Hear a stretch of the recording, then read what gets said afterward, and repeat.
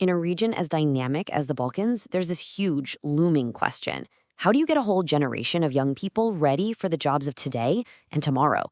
It's a massive challenge for sure. And in this explainer, we're going to break down a really powerful strategy that aims to do just that. So think about it like this. How do you build a bridge that takes someone straight from the classroom to a meaningful career? That's really the core question, isn't it? And we're not talking about some flimsy rope bridge that only a few people can get across. No, we need a solid, reliable bridge for everyone. And the answer we're exploring today is a concept called work-based learning. So what exactly is work-based learning, or WBL for short? Well, the easiest way to think about it is learning by doing, but in a real workplace. So instead of just reading about marketing in a textbook, a student might actually spend part of their week inside an ad agency, helping out on a real campaign. It's all about taking learning off the page and putting it into practice in a real company.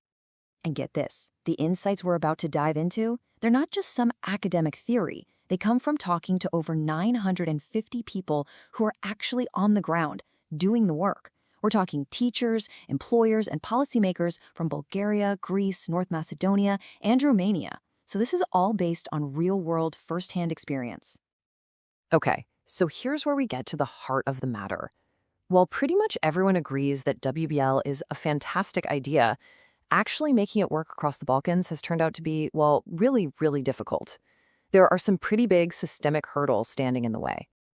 And this says it perfectly. You see, the laws and policies to support this kind of learning, they often exist on paper.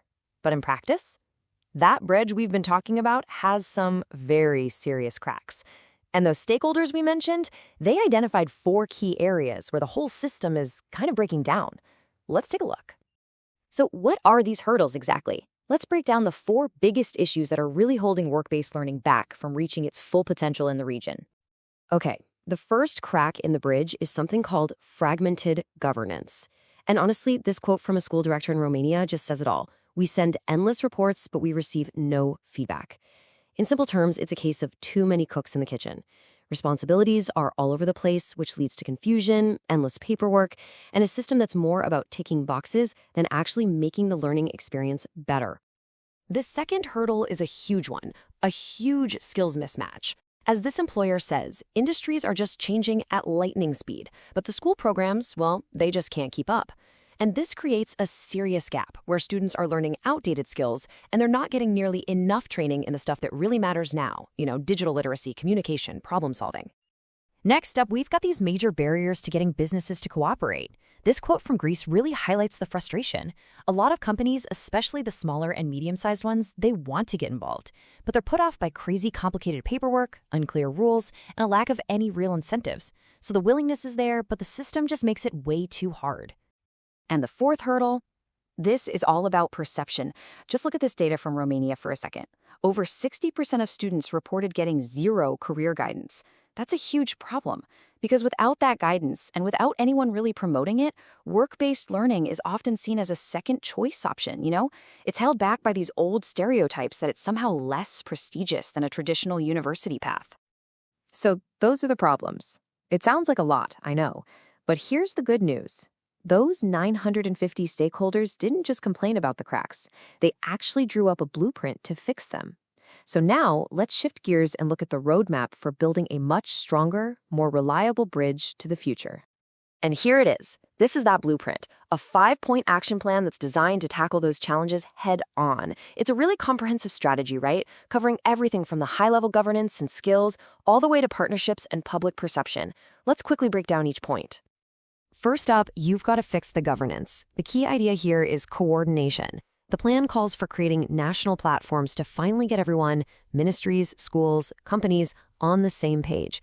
It's about slashing the red tape to make things simpler and offering clear financial incentives so businesses actually see this as a smart investment, not just another burden.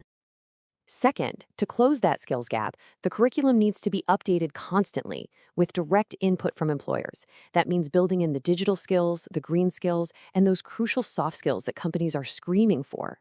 And, just as important, it means investing in training for both the teachers in the classroom and the mentors in the companies who are guiding these students. Third, bringing more businesses into the fold, especially the smaller ones. This means offering real, concrete incentives, like tax benefits. It also means creating standardized training programs for company mentors so everyone knows what a good experience looks like. And a great idea here is using networks like chambers of commerce to act as matchmakers between the schools and the industries. And fourth, you have to change perceptions. You have to flip the script.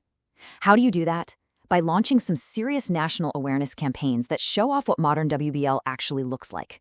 It means celebrating the success stories of graduates who've landed amazing jobs and, critically, strengthening career counseling in schools so students and parents understand what an incredible opportunity this path really is.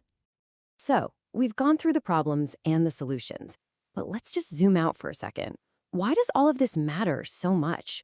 The answer, it turns out, goes way beyond just helping individual students find a job. Here's the bottom line. Effective work-based learning isn't just an education reform. It's an economic and social engine.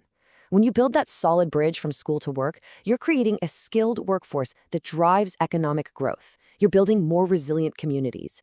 And maybe most importantly, you're giving the youth of the entire Balkan region a clear, hopeful path to a really successful future. And that brings us to a final thought. As these countries start to put this roadmap into action, they're tackling challenges that honestly are shared by a lot of nations around the globe. And it raises this really powerful question. If they succeed, could this Balkan blueprint for connecting education and employment actually become a model for the rest of the world? It's definitely something to think about.